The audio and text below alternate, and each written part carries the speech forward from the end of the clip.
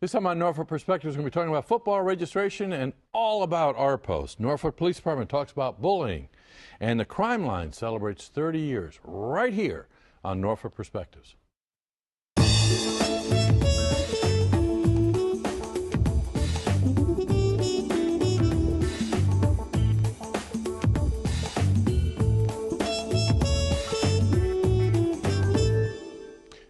Welcome to Norfolk Perspectives. I'm Bob Batcher. Well, it's that time of year, and I decided the best way to make the transition was to have somebody come in and talk about football. So Maria Barner, athletic director for our post. How you doing? I'm great. I'm great. Okay, we're not talking about Sunday afternoon, Saturday college football. We're talking about actually getting out there and doing it yourself, right? Talking about the youth football.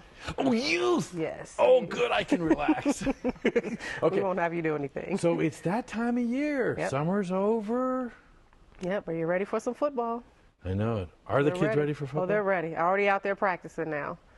Now, how old are kids are we talking about for football? They start as young as 5. We have a junior and senior flag league, so they're not in full equipment, so they can start as young as 5. But when you get to the equipment, it starts at 8 to age 14 when they get in full gear. I was going to say, how do you have a shoulder pads big enough for a 5-year-old? 8-year-olds. 8-year-olds Yeah, get 5 starts pads? in the Pee Wee and the flag league. Do they hit each other in Pee Wee? They do in Pee Wee and training.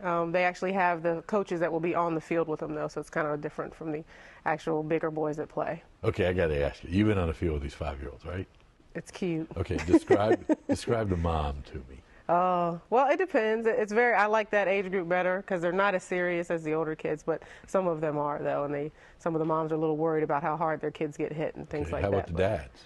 Oh, no, it's just get up, suck it up, get up. Keep playing. So some things never change. No, no. Okay, let's kind of rewind a little bit because I said it's the end of the summer, but it's been Yes. one heck of a summer for our post, hasn't it? Yeah, it's been an awesome summer. I got to tell you, the last time you were on, I've taken some heat for the last segment that you were on. You must be talking about the boxing. Oh, yeah. Well, I wasn't going to, but since you brought it up. Coach, I mean, she kind of made a fool of me. No, you did great. I did all on my own. No, you did a great job. You did a great job. I mean, sparring with her was really cool. I mean, and now I'm able to tell people, and we're taping in the middle of the Olympics, and I'm telling people, I practice with her. Mm-hmm, mm-hmm. And she will deny ever doing that. No, she loved every minute of it. Go on YouTube, you'll see me spar with Coach Peak. But let's talk about Coach Peak.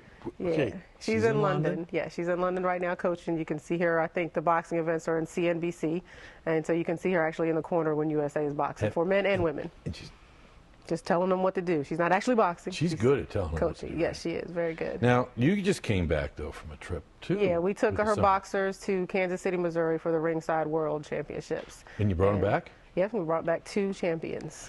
Cool. Yeah, so we got champions, and hopefully she'll bring back some champions from London as well. All right. So really, it's not just our sleepy little rec program anymore, is it? No, we've gone international now. So what's going on in the recs? Okay, you got, the camps all summer long, right? Mm-hmm. Yep. So the head's still doing this? Right now, yeah, still getting ready to wind down a little bit. We just finished up our RBI baseball season as well and soccer. So now we're getting ready to start back up with football. Rec centers are starting off with their after-school programs. So it's no real downtime. So we just jump right into fall. Wow, pools are closed. Outdoor pools are getting ready to close. Mm-hmm. Indoor pools ramping up. Right, right. Class is about to start, registration for the fall, all that good stuff. So. Okay. Now let me ask you, what is the difference between just good old-fashioned fun and athletics?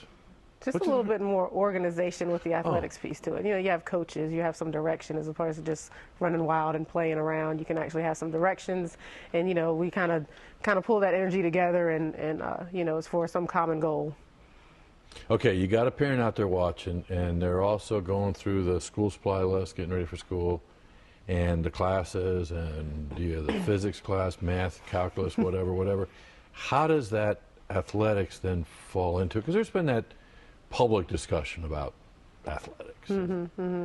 Do we really have time for it when we're falling behind on SOLs? I think you have no choice but to, because you kind of just don't want to just beat the kids with school. I mean, it's important to have that aspect of sports in there.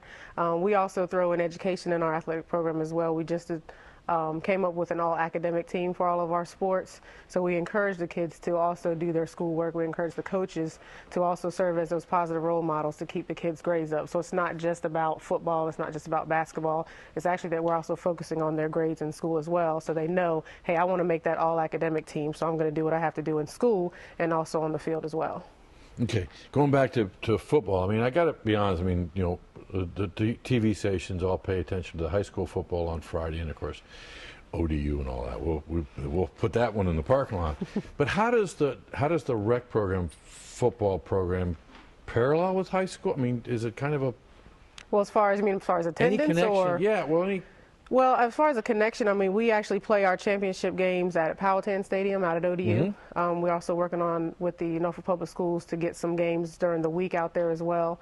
We have coaches from the high schools that come out and watch our games and actually are looking for kids as well. So, I mean, it starts young. If we start getting those good 12, 13, 14-year-old kids, they're out there watching them as well. So, I mean, it is a rec program. It's not a travel or an AAU type of thing, but, you know, it's still open. Anybody can come watch it. It's huge. We don't really have to do too much advertising for it. We had like 79 teams last year, and so it's a big deal. So by the time this show airs, we'll probably have the team signups will be closed rapid. Correct. But we'll still be registering individual players at that time. So if they want to call, they can call the Lakewood Athletic Office and get information about how they can join the team. Okay, I got to ask this question. When I was 12, 13, I wore glasses, and I don't know. My mother probably wouldn't have brought me to sign up, but what would you say to my mom about me signing up? You know, I was tall and gangly. Well, skinny. I mean, it increases your coordination. It can make you that much better at everything else. It's not just about football. And to get you in that team environment and working around with other kids and with the coaches and everything, it's just a great experience. I think everybody should at least try it. I mean, it's not for everybody, and it might not be for everybody, but you got to at least try. Because my mother's response was, but you'll get hurt. You can get hurt anywhere. Might as well be in a controlled environment. That in a bubble. I mean, that's why I'm sitting in this chair, because I could get hurt.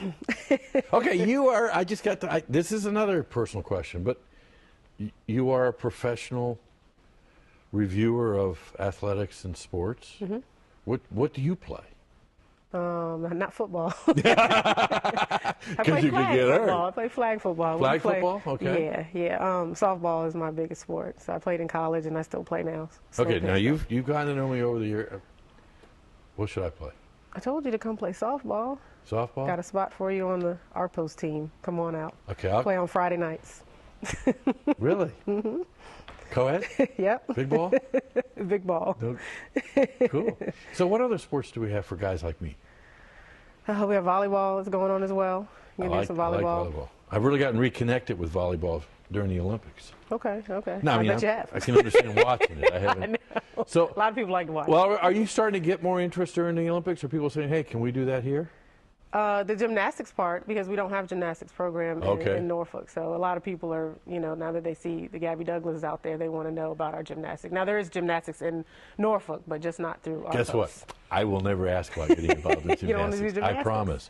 But I will ask one more time. When's the football registration? Football registration is going on now. The player registration first day is, actually have already started by now, but the team player registration will go on through like the second week in the season. And the cost for individual registration? It depends on the athletic association. Okay. We charge a $5 athletic card fee, but that's it, huh? Other athletic associations may charge you extras for equipment and things of that nature, but we don't turn anyone away. So. Cool. Thanks a lot, Maria, for being a good sport, keeping us up to date of what's going on with Coach Peak and the Olympics, but also, more importantly, doing great stuff for the kids of our community. Thank you. Appreciate it. When we come back, we're going to be talking about bullying, and the Norfolk Police Department is going to bring some special ideas to you. Stay tuned.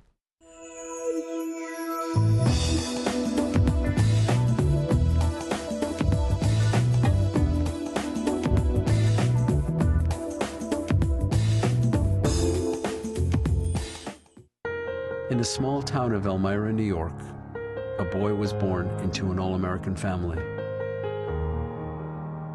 The odds of him achieving his dream in the fashion industry? 1 in 23 million. The odds of having a child diagnosed with autism? 1 in 110. I am Tommy Hilfiger, and my family is affected by autism. Learn more at autismspeaks.org/signs. Welcome back to Norfolk Perspectives. For the next few minutes, we're going to get really serious about a serious topic that's occurring in our community, not just in schools, but throughout our community. I made a comment at the last segment that my mom said you can't play football because you could get hurt. So paint a mental picture, and I know this is a topic that touches me personally, and still kind of have some memories of 7th grade. And a bullying. We're talking bullying. Ricky Schwab, MPD officer, how you doing? I'm good. How are you, sir? Very good. And Troy Mills, school resource officer. Yes, You know, I had ultimate respect for you with just the sheer size and the belt, but you spend your day at Booker T. Yes, I do. Not hard. Good kids. Yes. And I don't think we can talk. I don't want to talk for very long without talking about the good kids. I mean, you guys are really running across some really special kids nowadays, right? Exactly. Yeah. And that's the unfortunate part about it. We've got a very small minority that are ruling the roost, or they think they are, right? Exactly. Yeah, That's they think they the are. key word. Now, your experiences in high school, Nikki, your experiences in the community? Well, I did 4 years in middle school, and then I did almost a year at Norview High School. I like the way you said you did. I mean, that's like you served time. Middle school. 'Cause Yeah. that's kind of the time period that I can remember a kid who was the bully, and he was daggone proud of being a bully, thinking he saw me witness something that he was doing, and I wasn't about to tell a soul. But for the next week, it was the most hellacious week of my life because I was being, not that he did anything to me, I was just afraid of the retribution. Is that kind of the power of the fear of the unknown with bullying? I think so, yeah. And in middle school, it happens a lot, and you know, the kids really don't know how to address the issue because, like Officer Mills said, when they get to high school, you know, it's a little bit easier for them. But in middle school, they're still kind of trying to find themselves, so they feel kind of isolated, I think. So, what do you do about it? That's the big question, isn't it? I mean, it's pretty simple. If you know, the first thing you have to make them feel comfortable enough to come to you and, you know, explain what's going on. As a parent or an adult or a resource Or a officer? resource officer or a teacher or a guidance counselor. They just have to have resources, the proper resources to go to. They feel comfortable enough and they come to you and, you know, you're able to help them. It's the ones who are afraid and keep it to themselves, you know, that's usually it gets kind of out of hand before you find out. But even then, it's going to come to a situation where you're going to find out. But if I come and tell you, I'm snitching, aren't I? I mean, I know that term is used a lot in a lot of the public schools and situations. lot. But I mean, it can be done anonymously, Okay. first of all. Second of all, I mean, to me, it's more important that we, you know, deal with the situation. To me, I feel like if you bring the situation to me, I will work around every obstacle I can to take care of the problem without involving you as much as possible. So you can feel comfortable about, you know, if you have a problem to come and explain it to me. That way I can help you. You were explaining prior to taping that by the time they get to high school, they've kind of formed their groups.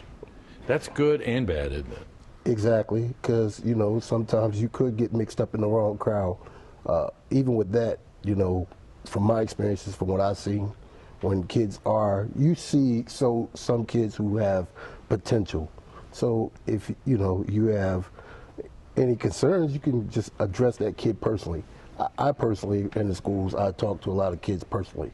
You know, if I see that they have potential and it seems like they might be going in the wrong direction, I just try to explain to them, you know, the path they're on and what they're heading toward, you know, and just give them an option.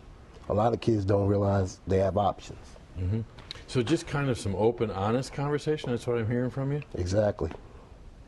Wow. Now, how about in middle school? I mean, to talk about open and honest, that could be cutting, can it? Because that person's ugly.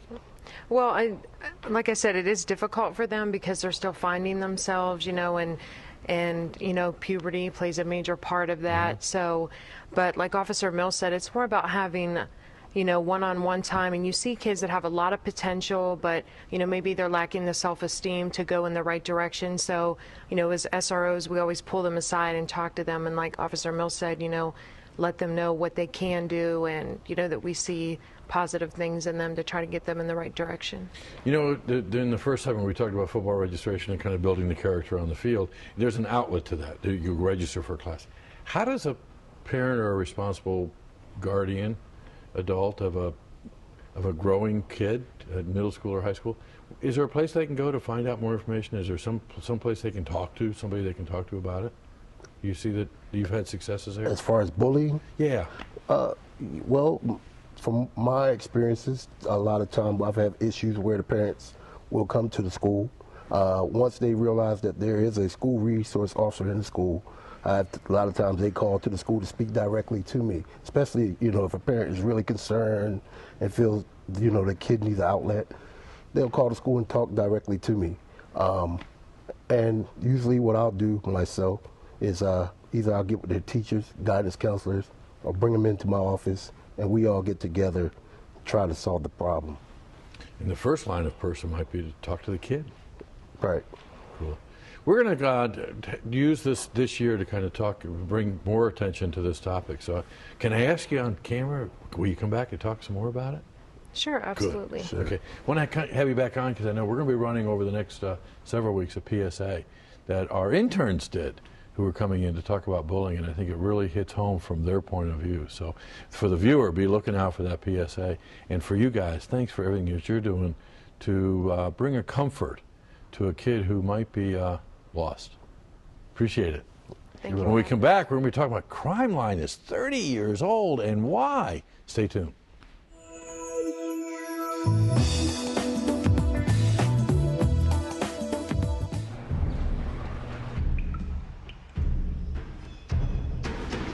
The pain will not control us. It will never break us, define us, or keep us still. Because arthritis can't beat us if we beat it first. In the fight against arthritis, you need a weapon. What's yours? Visit the Arthritis Foundation at fightarthritispain.org. Welcome back to Norfolk Perspectives. Well, from talking about anonymity and dealing with bullying, we're going to be talking about three guys that don't want anybody to know who they are. They're with Crime Line. Conrad Greif, how you doing? I'm doing fine, sir. Co-founder of Norfolk Crime Line. Of Norfolk Crime Line, 30 years old. So you came up with the idea when you were 18, 19 years old? Probably in the 20s. Yeah. And Warren Stewart, you're a board member with the Crime Line, but also a school board member, too. Yes, sir. So, and then the current boss, John Chappelle, the current president of Norfolk Crime Line. How you doing? Just fine. Now, you've been involved the whole 30 years, too? Oh, no. I just came on board about 3 years ago. And they elected you president right away? I said I couldn't do any soliciting, so I'd be glad to serve as an officer, which was a silly thing to say because, of course, now I'm president. Okay, there you go. Okay, I'm going to ask you, I know it's 1-888-LOCK-YOU-UP. Who knows the number? Got it right here. I knew you were going to ask it. The exact number is 1-888-562-5887. Now, that's a resourceful school board member who knows where to go get the information. He doesn't have to Always memorize. has a pad and take notes. There we go. Conrad, let's go back 30 years. What was going on in the region, and why introduce this anonymous phone line? Well, Bob, this thing started in Albuquerque, New Mexico, by a lieutenant in our police department, and I'll think of his name in a few seconds, that, as I shared with you, had this thought, if we got to pay snitches to solve crimes, why don't we open this up and let the general public share in the rewards and anonymity, okay, for the information that will help us greatly. And it just mushroomed on the number of crimes that they had unsolved that they started to solve.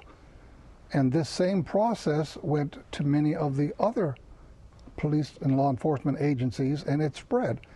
So back in the mid-'70s, early 70s, 75, 76, some of that corridor, Chief Grant did his homework and went to the Chamber of Commerce. Bear in mind, Portsmouth was the first one to implement this program. Okay.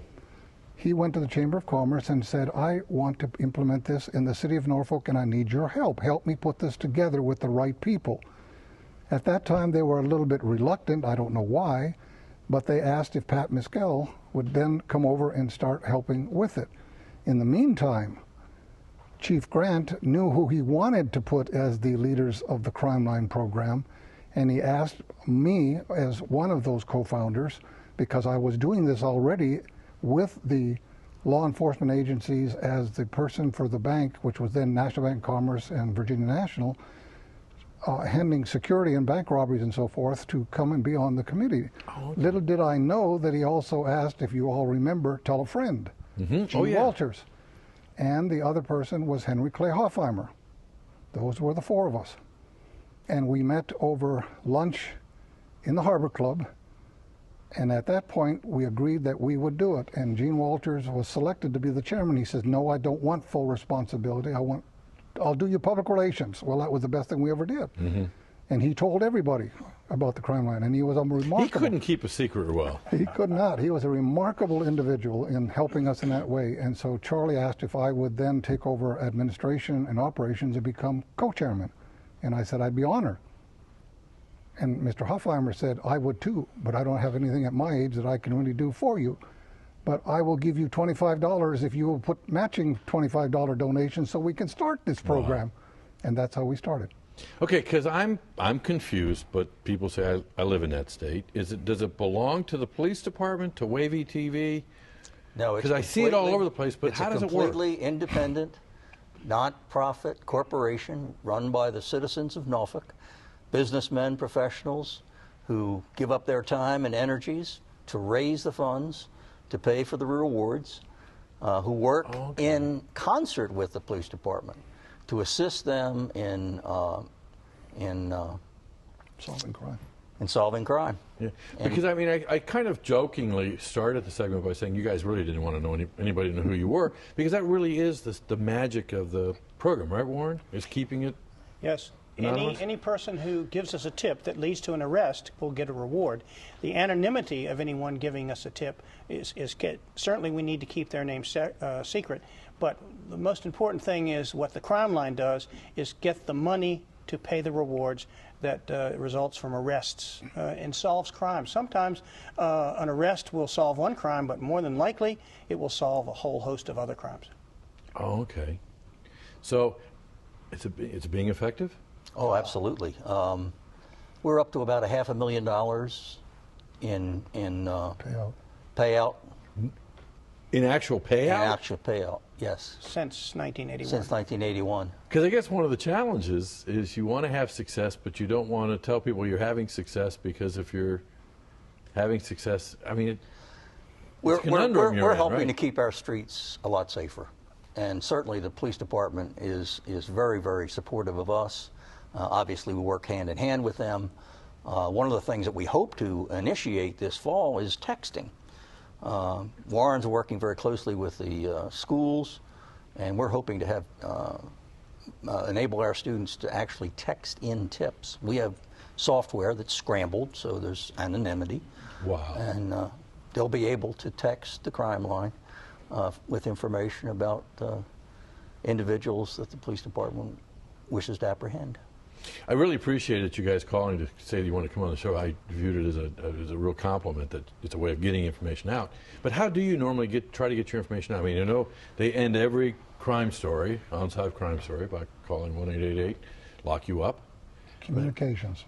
Is that what it is? Absolute communications. And it comes through your networks, your stations, and people on the street who hear or read the newspaper, and they know that the crimes have been committed, and they may have seen something, or they know something about that crime, and then they will use the 188 number and call the information. That's when anonymity starts right there. We don't know who these people are, but they're assigned numbers, they're identified by numbers, and then that information is given to the detectives working the case.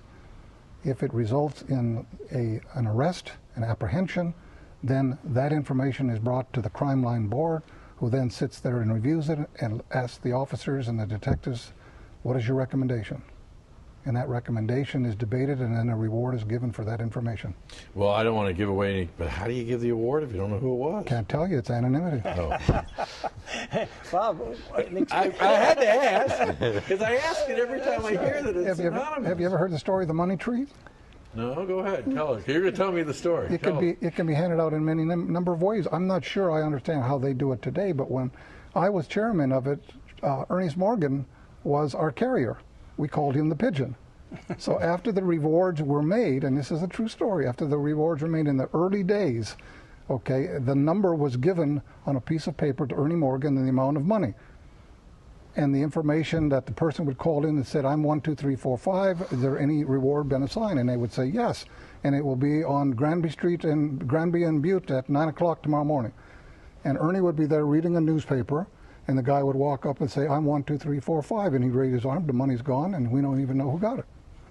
So you're that serious about the Absolutely. Oh, absolutely. It's Yeah. more scientific now and more well organized. I hope so. But Bob, you know, each president has brought their contribution since Conrad was the second, co-founder and second president, and President John under his administration. Just last year, the interim police chief and the interim superintendent co-authored a letter. It went home to more than 30,000 of Norfolk students, encouraging them to do what the school board wants them to do. The mission of the school board is to create community contributors, successful ones, and this letter asks them to use the 1-888-LOCK-YOU-UP number and help be part of solving crimes. So we're excited about that new initiative, and we look for expansion. But each president over the past 10 or 15 presidencies have brought a great deal of contribution, and we are honored to support our local law enforcement. Well, I definitely want to thank you all for what you've done to really get the program as far as it has. But you also have a celebration coming up. Absolutely.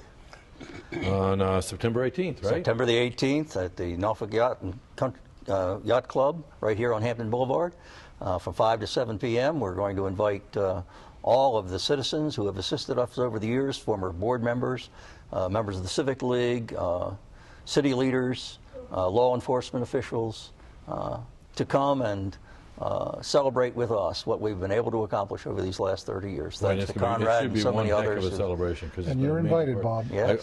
It'll be an honor to be there. We'd love to have you. This is another one of those questions, though. Is there a number or a website they can go to find out more yes, it information? will be on our website. Okay, and that website is that in Warren's letter? we've been running it on the show. It should be on his letter. Yes. It's nothing like having three guys on the sofa who are supposed to be keeping secrets. That's right. To come on and promote. But the wonderful program. Looking forward to being there September 18th for the 30th anniversary celebration. One other thing we want to mention is our fundraiser. We have to raise the money to pay for these awards, and every year on the last Friday of April at the Souls Point Golf Club, we have our annual fundraising golf tournament. Do you have to know how to play golf? No. Cool. Sign me up. Thanks a lot. Thanks for everything that you're doing. We want to hear from you what you'd like to see on TV 48, but more importantly, give us a holler. We want to know what's going on in your neighborhood. What is it that you'd like to celebrate? Another number, 664-6510. And it's a wonderful time to be in Norfolk just because of you and you and you and you.